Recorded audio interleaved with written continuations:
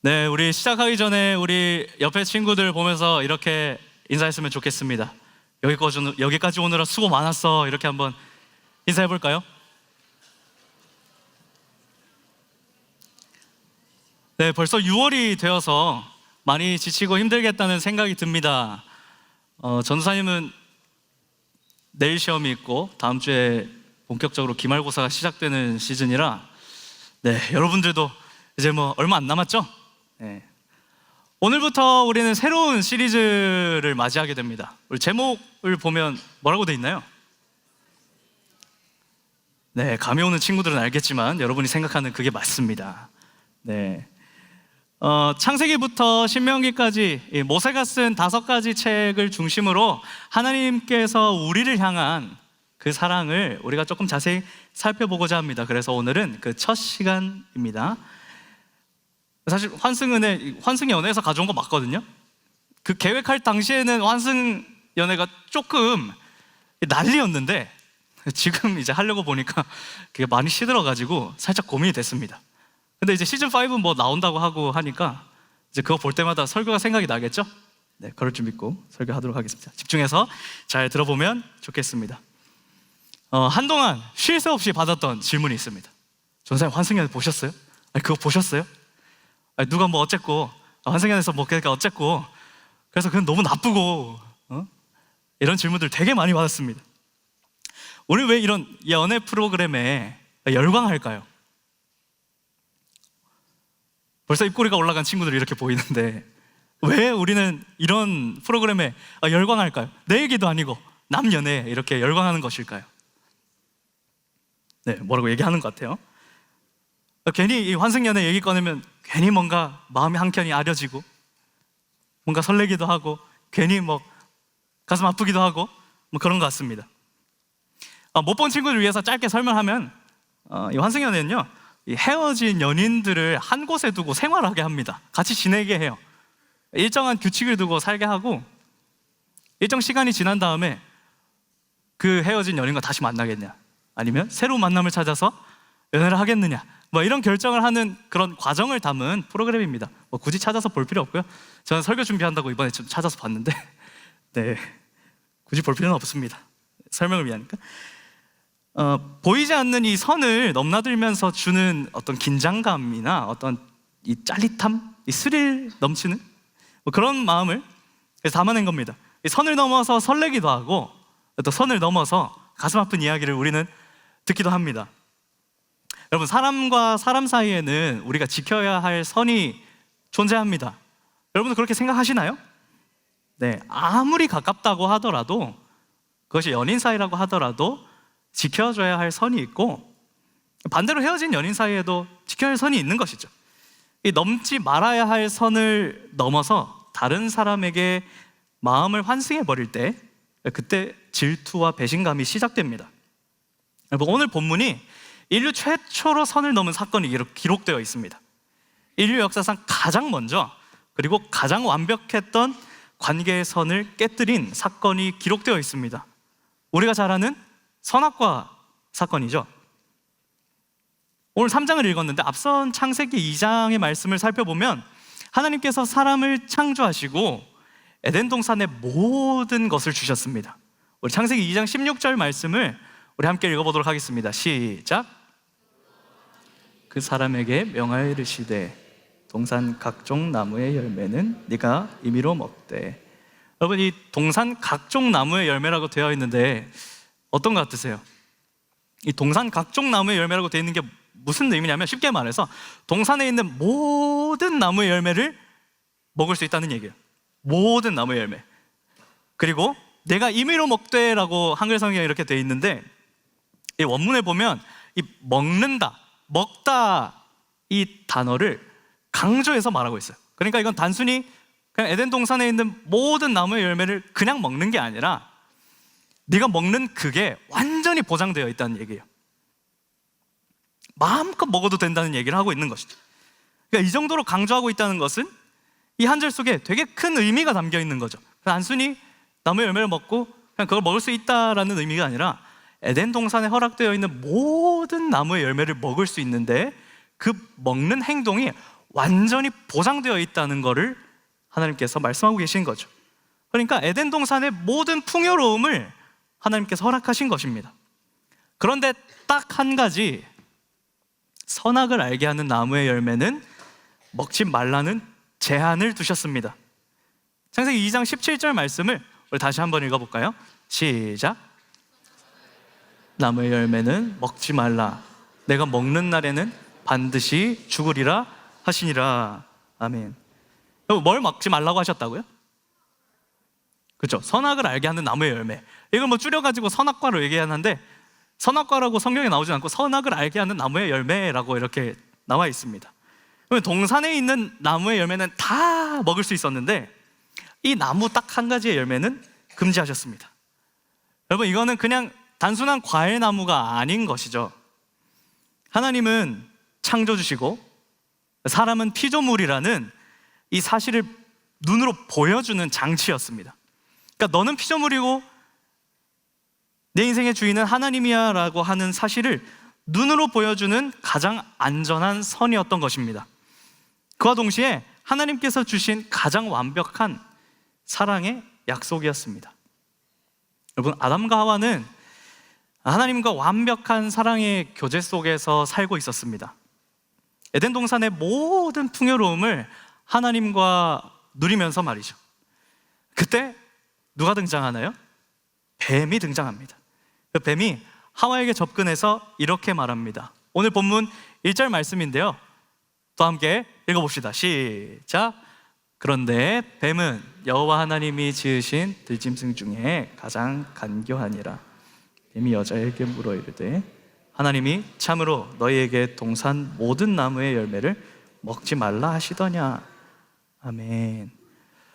우리말 성경은 살짝 표현이 아쉬운데요, 히브리어 원문을 보면 이 뱀이 말한 하나님이 참으로 너희에게 동산 모든 나무의 열매를 먹지 말라 하시더냐라고 이 뱀이 말한 것에 감탄사로 돼 있어요. 감탄사.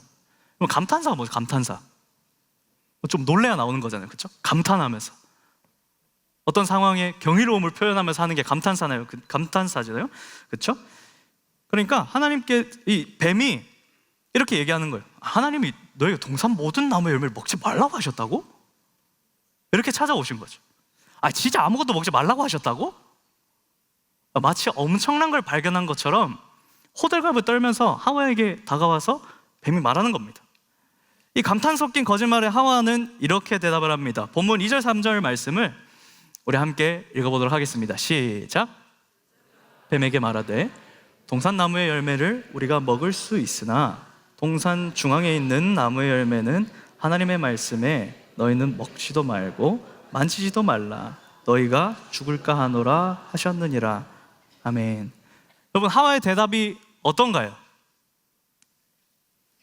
하나님께서 베푸신 축복, 그러니까 좋은 것들은 다 축소되어 있습니다. 반대로 하지 말라고 하신 것들은 그 경계선을 확대해서 해석이 되어 있는 거죠. 뱀의 거짓말에 말려든 것이죠.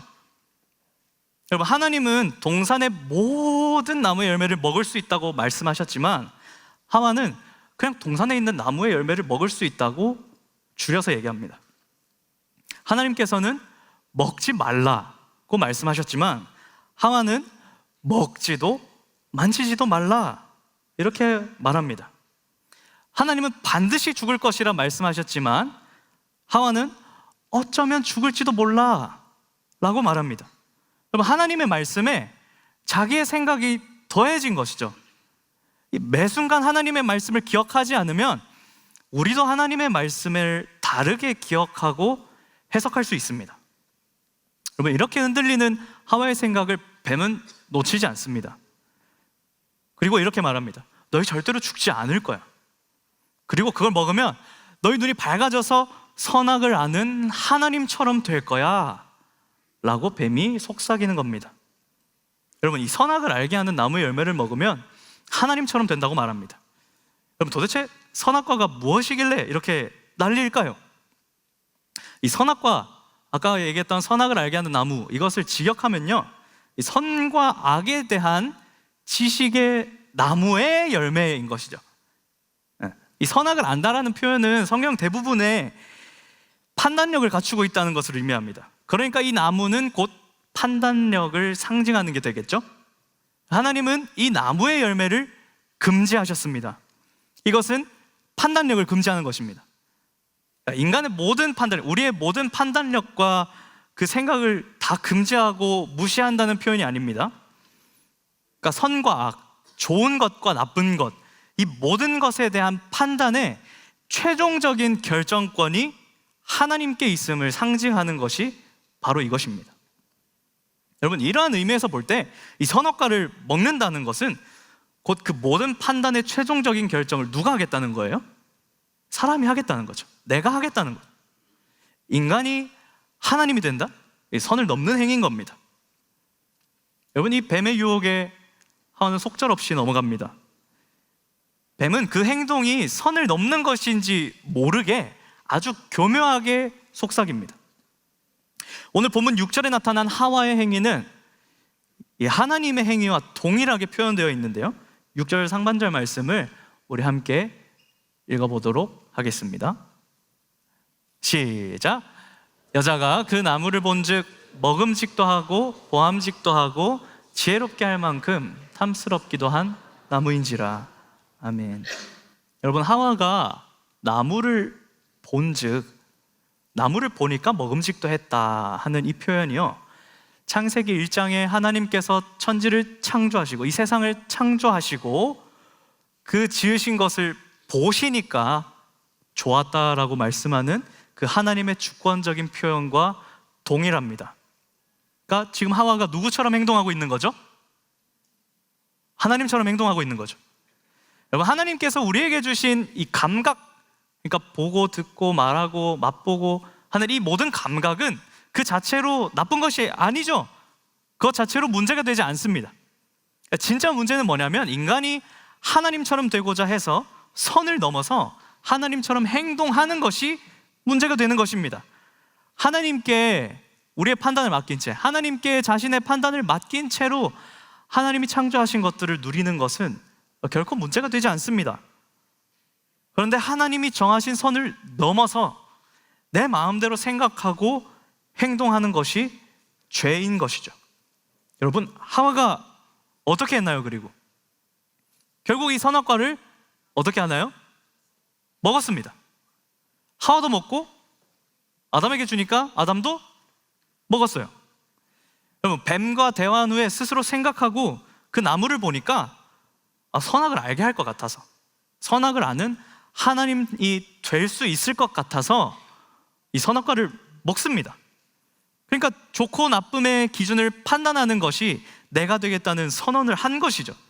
여러분, 진정한 주인이신 하나님께 왕권을 빼앗아서 내가 내 인생의 주인이 되기로 결단한 것입니다. 오늘 하나님께 판단을 맡기지 않고 내 판단대로 행동하겠다는 영적인 반역, 즉 사랑의 약속을 깨고 하나님에게서 나 자신으로 주인을 환승한 이 사건이 죄의 본질인 것입니다. 이것이 선악과 사건의 핵심인 교만으로의 환승이고 인류 최초의 선 넘음입니다. 여러분, 선을 넘으면서까지 이 선악과를 먹었는데 어떻게 됐나요? 선악을 아는 하나님이 되었나요? 본문 7절 말씀을 함께 읽도록 하겠습니다. 예, 시작. 이에 그들의 눈이 밝아져 자기들이 눈을 알고 무화과 나무 잎을 엮어 치마로 삼았더라. 아멘. 뱀이 이렇게 말했죠. 눈이 밝아져서 선악을 아는 하나님처럼 될 거야. 뱀은 그렇게 말했습니다. 그런데 그들에게 펼쳐진 현실이 어떻습니까? 눈이 밝아지긴 했어요. 눈이 밝아지긴 했는데 벌거벗음을 깨닫습니다. 하나님처럼 되기는커녕 무화과 나뭇잎으로 자기의 수치를 가리기에 급급했습니다. 사진 하나 보여주세요. 여러분, 무화과 나뭇잎이 보신 적 있으세요? 보신 적 없으시죠? 이 타이밍에 사진이 나오면 참 좋을 것 같습니다. 네, 무화과 나뭇잎이 팔레스타인 지역에 있는 나무 중에 잎사귀가 가장 컸던 것 같아요. 그래서 아담과 하와는 아주 급한 대로 그 잎사귀를 엮어서 치마를 만들었습니다.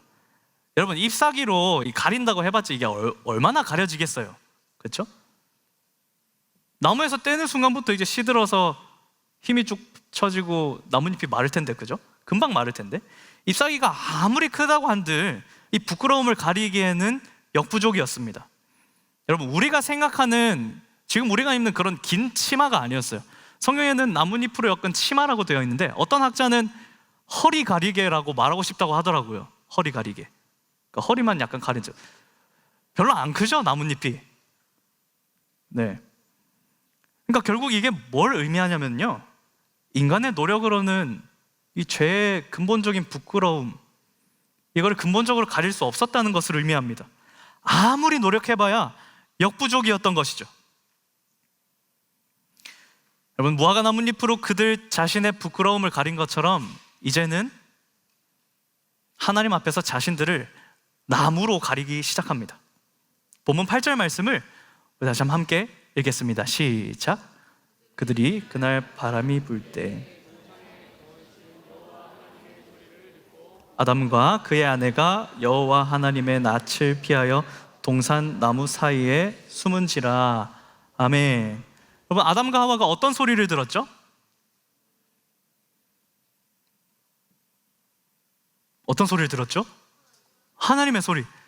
하나님의 소리인데 어떤 하나님의 소리죠? 동산에 거니시는 하나님의 소리. 이 동산에 거니신다는 표현이 동산에 그냥 이렇게 걸어 다니는 느낌이 아니라 동산을 두루두루 다니신다는 표현이에요. 두루두루 다니신다. 하나님께서 이날만 동산에 다니셨을까요? 모르겠죠? 당연히 아닙니다. 이 거니시는 이라는 이 단어 안에 반복적이고 이 습관적인 이 의미가 담겨 있어요. 그러니까 이날만 특별하게 오신 게 아니라 지속적으로 반복적으로 에덴 동산을 다니셨다는 것을 의미합니다. 그러니까 하나님은 매일 정해진 시간이 되면 동산을 거니시면서 아담과 하와 그들과 사랑의 교제를 나누셨습니다. 그런데 이제는 그렇게 친밀하게 교제하던 모습은 온데간데 없이 숨기에 바빴던 것이죠. 이 동산을 거니시는 하나님의 소리가 더 이상 기쁨의 소리가 아니라 두려움의 소리가 되었습니다. 여러분, 나무 사이에 숨는다고 가려질까요? 어떤 나무가 하나님과 우리 사이를 가릴 수 있을까요? 사실 말이 안 되는 시도를 하고 있는 것이죠. 하나님과의 만남을 피하려고 발버둥 치고 있는 것입니다. 여러분, 선을 넘어서 선악과를 먹은 이 결과는 이렇게 비참하고 처참할 뿐이었습니다. 여러분, 어떤 관계든 우리가 짜증내고 화를 내는 이유는 내가 생각하는 어떤 일정의 선을 넘었기 때문인데요, 환승연애에서 분명히 헤어졌는데, 분명히 헤어진 사람인데 서로에게 화내고 자신이 생각하는 것을 요구하는 이유는 내가 생각한 그 선을 넘었기 때문입니다. 우린 보통 내가 정해놓은 선을 넘어오면 불편해지고 화가 납니다. 그런데요, 반대로 우리가 어떤 선을 넘는 것은 생각하지 못할 때가 많아요. 오히려 상대방이 화를 내면 왜 화를 내는지 이해하지도 못한 채 되려 화를 낼 때도 있죠. 여러분, 하나님을 벗어난 삶이 그렇습니다. 하나님께서 정해놓으신 이 선을 매 순간 넘어서고 있었습니다. 이것이 선을 넘어버린 죄로 인해서 타락한 우리의 현실입니다. 내가 정한 선을 남이 넘어오면 분노하고 화가 나는데 정작 우리가 하나님의 선을 넘는 것에는 무감각합니다. 여러분, 세상은 우리가 그 선을 넘은 줄도 모르게 교묘하게 속삭이죠. 여러분, 분명 우리의 부끄러운 것들이 드러나기 마련인데 우리는 그것을 가리기 급합니다. 그 누구도 자신의 죄를 드러내려고 하지 않습니다. 저조차도 그렇죠. 누군가에게 감히 말할 수 없는 나의 죄를 숨기려고 하지 결코 드러내려고 하지 않습니다. 그 대상이 마치 하나님이라도 우린 숨기려고 합니다. 여러분, 이것이 아담과 하와가 숨은 이유였던 것입니다. 원죄라고 말하는 이 죄로 인해서 인간의 마음이 통째로 망가졌습니다. 그 죄로 인해서 우리에게 죄책감과 수치심이 찾아왔습니다. 그래서 하나님이 두려워졌습니다. 아담의 후손인 우리도 동일합니다. 하나님을 피하는 것이 우리에게도 가장 두드러지게 나타나는 반응인 것이죠. 여러분, 예배드리기 싫은 마음, 뭐 기도는 물론이고 성경을 펴지도 않는 거, 교회조차 오기 싫은 마음이 이게 있을 수밖에 없는 거예요. 오히려 그런 반응이 자연스러울지도 모르겠습니다. 빛과 어둠이 함께 존재할 수 없듯이 이 죄된 우리가, 죄인인 우리가 하나님과 함께 할 수 없는 것이죠. 사랑하는 제이하임 여러분, 하나님과의 언약을 깨뜨리는 선을 넘은 인간은 반드시 죽어야 했습니다. 하나님께서 반드시 죽으리라고 말씀하셨기 때문이죠. 마땅히 죽어야 했던 그들에게 하나님께서 찾아오셔서 이렇게 말씀하십니다. 창세기 3장 9절 말씀을 우리 함께 읽도록 하겠습니다. 시작. 여호와 하나님이 아담을 부르시며 그에게 이르시되 내가 어디 있느냐. 아멘. 여러분, 이 질문은 하나님께서 진짜 아담이 어디 있는지 모르셔가지고 한 질문이 당연히 아니겠죠? 여러분, 생각해 봅시다. 학교에서 혹은 학원에서 여러분이 큰 사고를 치고 집에 방에 문을 닫고 숨어 있었습니다. 그 소식을 들은 부모님이 찾아오셔서 방문을 열기도 전에 누구누구야 어디 있니? 라고 질문하신다면 여러분, 어떤 마음이 들 것 같으세요? 벌써 뭔가 이 양심의 이 찔림이 찾아오지 않나요? 어디 있냐는 그 질문 속에 그런 의미가 담겨 있는 것이죠. 여러분, 하나님의 질문도 동일한 것이었습니다. 그러니까 하나님께서 아담이 어디 있는지 물어보신 이 장면은 타락한 범죄 현장에 하나님이 친히 오셔서 먼저 말을 걸어주신 것입니다. 여러분, 하나님께서 말씀하신 대로 반드시 죽으리라, 이 말씀이 즉각적으로 이루어져서 심판을 받아서 할 말이 없었어요. 그러나 하나님은 그렇게 하지 않으십니다. 이 질문을 통해서 내가 어디 있느냐, 이 질문을 통해서 자기의 잘못을 고백할 기회를 주신 것이죠. 그러면서 하나님의 자비하심을 보여주신 것입니다. 하지만 자기의 잘못을 고백하기는커녕 서로에게 잘못을 미루고 회피하는 이 죄인의 모습을 보입니다. 하나님은 이 아담과 하와를 유혹한 뱀을 저주하시면서 그와 동시에 이들에게 약속의 말씀을 주십니다. 창세기 3장 15절 말씀을 우리 함께 읽도록 하겠습니다. 시작. 내가 너로 여자와 원수가 되게 하고 내 후손도 여자의 후손과 원수가 되게 하시리니.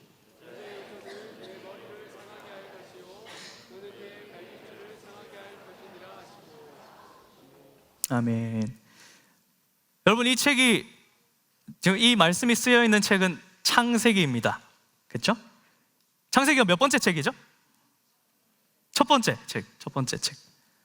성경이 총 1189장으로 되어 있는데요, 얼마 안 되죠? 1189장 1189장으로 되어 있는데 지금 단 3장 만에 인간이 타락했습니다.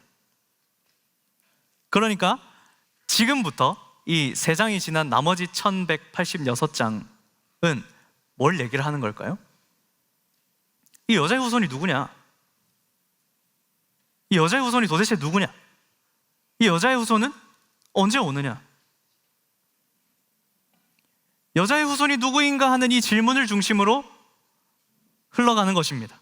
여러분, 하나님의 구원 역사가 이렇게 시작되는 것입니다.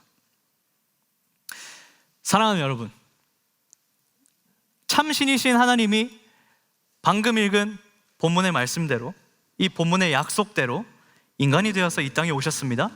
누구시죠? 예수님, 우리가 잘 아는 예수님. 그 여자의 후손이 예수님이십니다. 궁극적으로 예수님이신 것이죠. 여러분, 오늘 읽진 않았지만 3장 21절, 성경 읽는 사람들은 한번 보면 좋을 것 같아요. 3장 21절에 보면 하나님께서 아담과 하와에게 가죽옷을 지어 입히십니다. 여러분, 죄의 수치를 가리기 위해서는 피 흘림이 필요했어요. 무화과 나뭇잎은 일시적인 것이었고 임시 방편이었습니다. 그것을 가려주는 가죽옷을 하나님께서 먼저 허락하셨습니다. 에덴 동산에서 쫓겨나는 심판을 받기 전에, 그 쫓겨나는 심판을 받기 이전에 하나님께서 가죽옷을 지어 입히십니다. 그 은혜를 먼저 허락하신 것이죠. 여러분, 우리는 우리의 방식대로 우리의 죄와 수치를 가리기 위해서 우리의 무화과 나뭇잎을 찾아서 엮습니다. 나는 아무런 문제 없다고? 내가 왜 죄인이냐고 스스로를 정당화합니다. 하지만 하나님은 그런 우리에게 짐승의 피를 흘려 가죽옷을 지어 입히셨듯이 예수님께서 십자가에서 피 흘려 죽으심으로 우리의 죄와 수치를 완벽하게 덮어주셨습니다. 그 예수님을 믿는 믿음으로 인해서 이제 우리는 죄가 없다고, 의롭다고 칭함받게 되는 것입니다. 예수님은 선을 넘은 죄로 인해서 죽을 수밖에 없던 우리에게 창조주와 피조물의 그 선을 넘어서 이 땅 가운데 친히 오셨습니다. 하나님이 되어보겠다고 끊임없이 선을 넘는 우리에게 오히려 크신 사랑으로 찾아오셨습니다.